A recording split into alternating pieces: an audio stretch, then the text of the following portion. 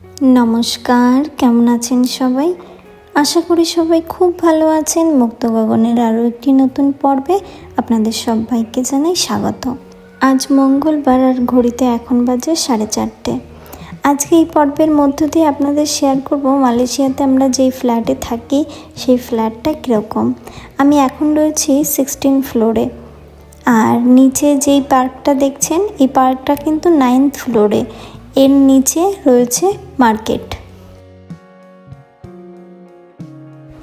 16 তলার এক কোণ থেকে দাঁড়িয়ে দেখলে আমাদের ফ্লোরটা ঠিক এরকম দেখতে।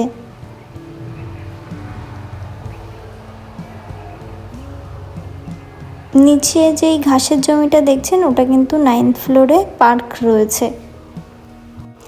এবার আপনাদের সাথে শেয়ার করব যে মালয়েশিয়াতে আমরা কীরকম ফ্ল্যাটে থাকতাম, আর যে ফ্ল্যাটে থাকি তার জন্য আমাদের প্রতি মাসে কত ভাড়া দিতে হয়।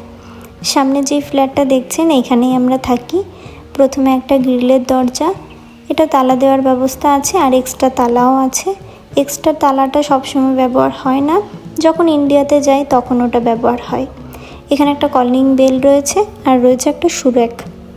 আর এটা হচ্ছে আমাদের মেন গেট। ওয়েলকাম। আমাদের এই ফ্ল্যাটে ডাইনিং প্লাস ড্রয়িং রুম একসাথে। আর আমাদের যেহেতু ডবল সিলিন্ডার তাই এদিকে একটা সিলিন্ডার রয়েছে।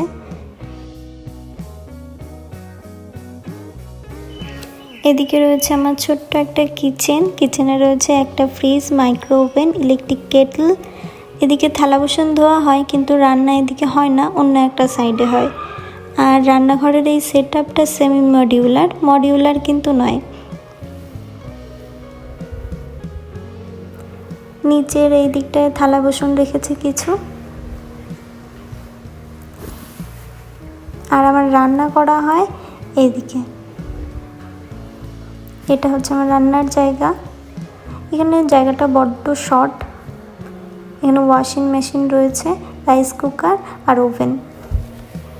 আর ডাইনিং প্লাস ড্রয়িং রুমের এই সাইডে রয়েছে একটা ডাইনিং টেবিল। টেবিলের ওপর রয়েছে একটা ওয়াটার পিউরিফায়ার, কিছু ফল রয়েছে ঝুড়িতে, রয়েছে একটা ঘড়ি। এদিকে আমাদের বসার জায়গা। অনুপ কাজ করছিল অফিসের, হয়তো অন্যদিকে গেছে। সামনে রয়েছে একটা টিভি আর একটা টিভি ক্যাবিনেটের পাশেই আমার ঠাকুর ঘর ছোট্ট। এদিকে রয়েছে একটা ছোট ব্যালকনি, তবে ব্যালকনির ভিউ কিন্তু অসাধারণ। আর ব্যালকনিতে জামা কাপড় নাড়ার জন্য একটা স্ট্যান্ড মতো রয়েছে স্টিলের। এটা টানলে লম্বা হয়ে যাবে, আবার আপনি গুটিয়ে রাখতে পারবেন। এটা খুব কাজের জিনিস। এবার আপনাদের দেখাবো মাস্টার বেডরুম। এদিকে আমাদের টোটাল বেডরুম দুটো, একটা চিলড্রেন বেডরুম আর একটা মাস্টার বেডরুম। তবে চিলড্রেন বেডরুম আপাতত আমাদের স্টোর রুম, আর একটা ওয়াশরুম। এটা হলো চিলড্রেন বেডরুম, তবে এটা আমাদের কাছে এখন স্টোর রুম অবশ্যই স্টোর রুমের মতনই রয়েছে, তাই এটা আর আপনাদের দেখালাম না। ঘরটা অগোছানো রয়েছে। আর এটা হলো আমাদের মাস্টার বেডরুম। আর সাইডে যে ডোরটা দেখছেন সেটা ওয়াশরুম। চলুন তবে মাস্টার বেডরুমটা দেখা যাক। এটা হলো আমাদের মাস্টার বেডরুমের একটা দেওয়াল কাচের, তবে এই কাচের দেওয়াল থাকাতে ভিউটা কিন্তু অসাধারণ আসে, আর সারাদিনই আলো থাকে।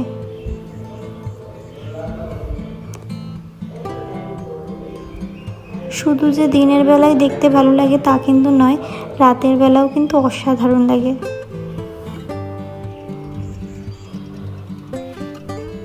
আর আমাদের মাস্টার বেডরুমের বেড ছাড়াও রয়েছে একটা ওয়ার্ড্রব আর একটা আয়না।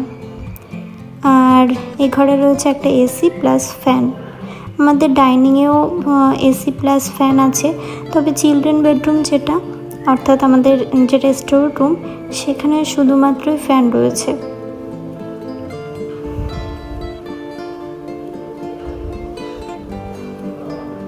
এখানে কোনো জিনিসই আমরা কিনিনি, অর্থাৎ আমরা যে ফ্ল্যাটটা নিয়েছি এটা ফুললি ফার্নিশড। আর এটা হলো আমাদের ওয়াশরুম, ছোট্ট একটা ওয়াশরুম। আমাদের এই ফ্ল্যাটটায় একটা মাস্টার বেডরুম, একটা চিলড্রেন বেডরুম, একটা ওয়াশরুম, ডাইনিং প্লাস ড্রয়িং একসাথে এবং একটা ছোট্ট একটা কিচেন, ফুললি ফার্নিশড। তবে চলুন এই পর্বটা এখানেই শেষ করছি। দেখা হবে নতুন একটা পর্বের মধ্য দিয়ে। আমার এই পর্বটা যদি আপনাদের ভালো লেগে থাকে আমাকে কমেন্টে অবশ্যই জানাবেন এবং একটি লাইক করতে ভুলবেন না। আমার চ্যানেলের নতুন বন্ধু হয়ে থাকলে চ্যানেলটিকে সাবস্ক্রাইব করার অনুরোধ রইল। সকলে সুস্থ থাকবেন, সাবধানে থাকবেন। দেখা হবে অতি শীঘ্রই নতুন একটা পর্বের মধ্য দিয়ে। টাটা।